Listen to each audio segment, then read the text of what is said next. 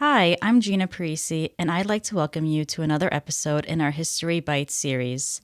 Today, we will discuss Alex Station, which was a CIA unit charged with finding Osama bin Laden.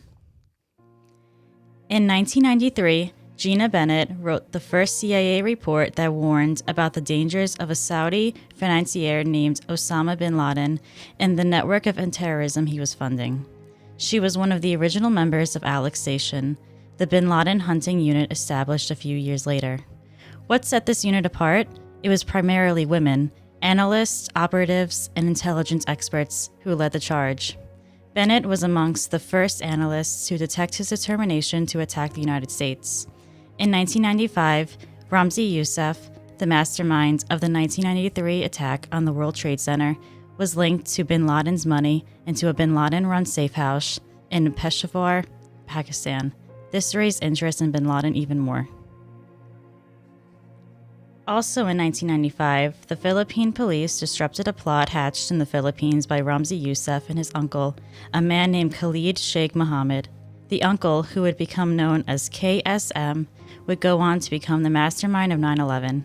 This Philippine plot was a multifaceted attack plan that included hijacking multiple airliners, flying them to the United States, blowing up most of them in flight, and crashing one into the CIA headquarters in Virginia. This was an important reference to terrorists using airplanes as weapons, and it was not the first such reference that had been seen and reported on. At least one other had come before. Because of all of this, the CIA, in early 1996, created a standalone unit called Alex Station to track bin Laden and his activities. The goal was to figure out exactly what he was doing. When Alex Station was established, bin Laden's calls for global jihad were a source of increasing concern for officials in Washington. Alex Station operated in a similar fashion to that of other agency stations around the globe. Michael Schur was the first head of the unit. The 24 staff members who worked at the station, which was named after Schur's son and was housed in leased offices near agency headquarters in Northern Virginia, issued regular cables to the agency about bin Laden's growing abilities and his desire to strike American targets throughout the world. Women made up the majority of analysts, at one point all the analysts in Alex Station. Inside the CIA, some dismissed their intensity, reportedly calling them the Manson family for their obsessive focus on Al-Qaeda. On August 7, 1998, at 10:30 a.m., truck bombs exploded at U.S. embassies in Kenya and Tanzania, killing more than 200 people and wounding more than 4,000. On October 12, 2000, the USS Cole was attacked by Al-Qaeda while refueling in Aden, Yemen. The attack killed 17 sailors and injured 39. Then, on September 11, 2001, Al-Qaeda hijackers crashed 4 planes into the World Trade Center, the Pentagon, and a field in Pennsylvania. Soon after, the CIA pushed an enhanced interrogation program that rapidly altered the way the U.S. gathered intelligence. After 9/11, the women were involved in setting up the earliest black sites and participated in the controversial interrogations themselves. Officials have said that both Abu Zubaydah and Khalid Sheikh Mohammed, or KSM, the 9/11 mastermind, were interrogated by women, sometimes with the aid of enhanced interrogation techniques, including waterboarding, the simulated drowning technique since outlawed. There were a handful who formed a human database on Al-Qaeda, and I recall they were all women, said Carol Raleigh Flynn, former executive director of the agency's Counterterrorism Center. Jennifer Matthews was one of them. They knew everything. Their knowledge was encyclopedic. They would brief the director and had all the answers. Jennifer Matthews led the Osama bin Laden and Al-Qaeda tracking unit right after 9/11 and later became the chief of base at the CIA's station in Khost, Afghanistan. She'd been one of the original Alex Station members. She was seen by her colleagues as serious and a vigilant analyst and operative. Jose Rodriguez, the head of the CIA's Counterterrorism Center and National Clandestine Service during much of the hunt for bin Laden, appointed Matthews to head a task force tracking the elusive Zubaydah.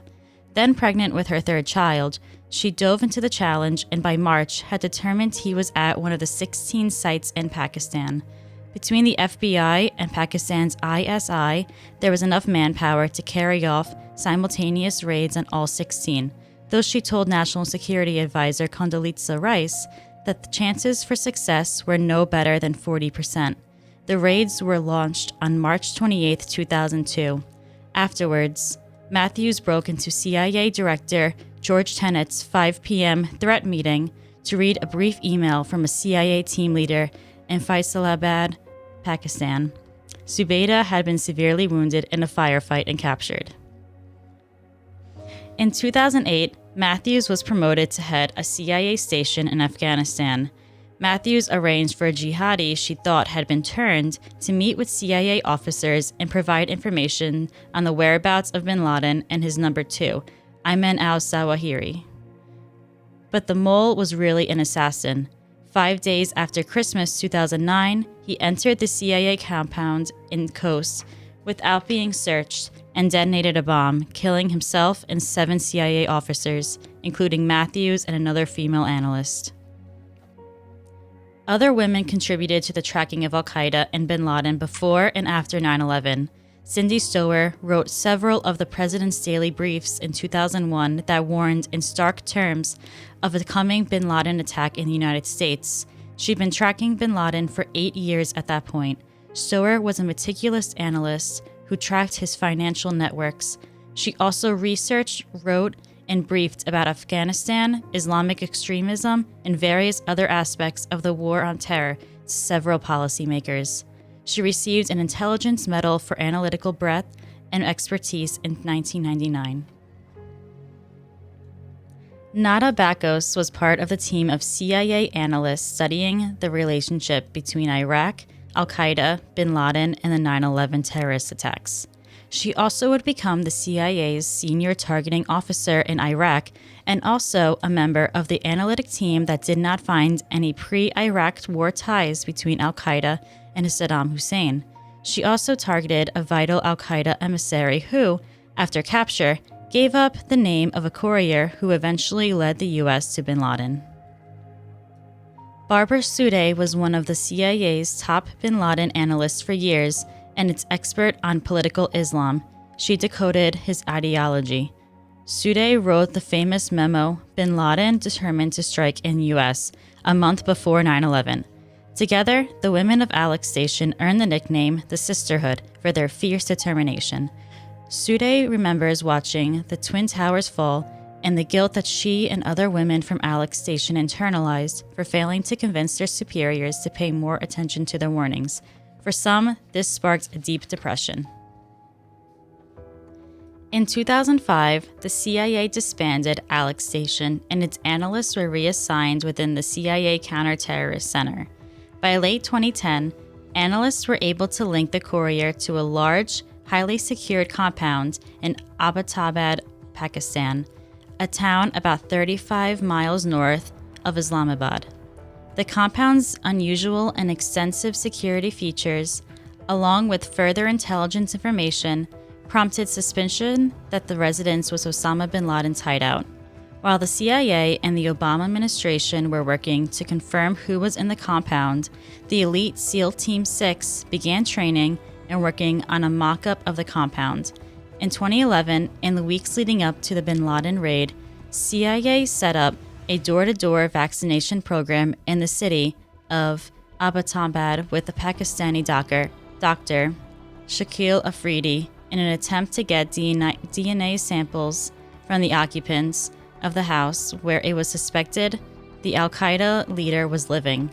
Afridi played a role in collecting swabs from bin Laden's children for identification purposes to help determine if they were bin Laden's relatives.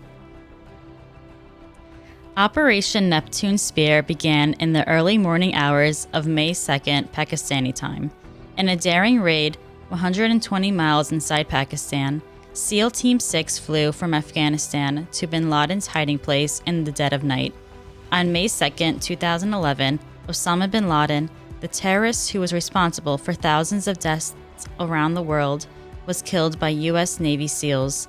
Thanks to the hard work and dedication of members of Alex Station, and then those that continued the work after it was disbanded, the world's most wanted terrorists had been brought to justice.